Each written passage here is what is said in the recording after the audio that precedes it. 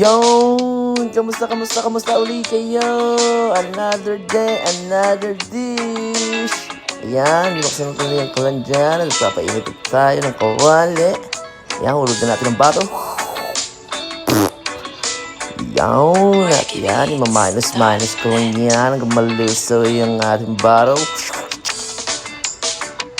Yan, at ayan, nilagay ko yung tinapay. At i-oven natin yung tinapay para toasted.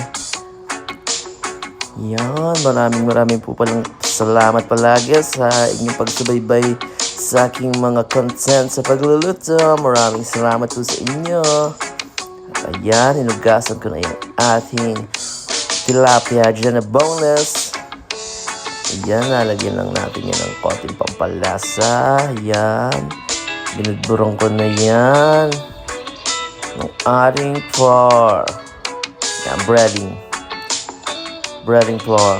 At ayan, lulutuin na natin ang ating boneless tilapia.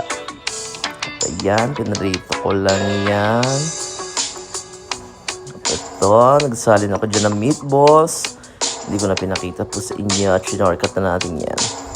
Ayan, ilagay ko lang yan sa 8. At ayan, temperature 375 and start. Babalikan ko yan mamaya.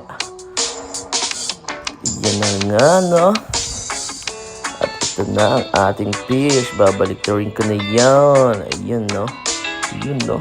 Magkasta ng kulay. Golden brown. At ayan, natapos na yung ating meatballs sa pang side dish. Ayan, maghihiwa po ako dyan ng red bell pepper.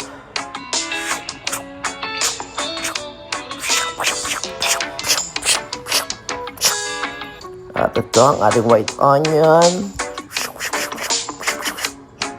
At ayan, set aside na po yan natin dyan yung ating fish. Ayan, kinuha ko na po yan isa-isa.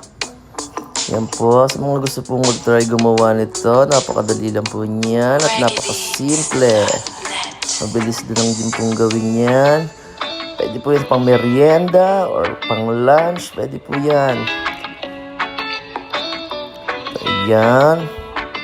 Salo natin dyan yung aring. Ayan, medyo gigisahin lang po natin yan ng konti para mamaya. Ayan. Dahil ihahalo natin yan sa ating gagawing dish for the day. At ayan, hinulog ko na po dyan yung aring mixed vegetable. Ayan, minus ko lang po. Ayan. Ayan. Can you please follow me, like and share for this video. At pwede po bang paki-comment naman dyan kung tiga saan po kayo para malaman ko po kung saan po umabot ang ating video. Ayun, naglagay po ako dyan ng radish and then cheese. Ayun. Ayan. At ayun po, naglagay po tayo dyan ng cabbage. Ayan, hiwain ko lang po yung sa gitna. Ooh. At ayan na nga, at patapos na po tayo dyan. Ayan, nilagay ko na po yung aring mixed vegetable dyan with white onion and red bell pepper.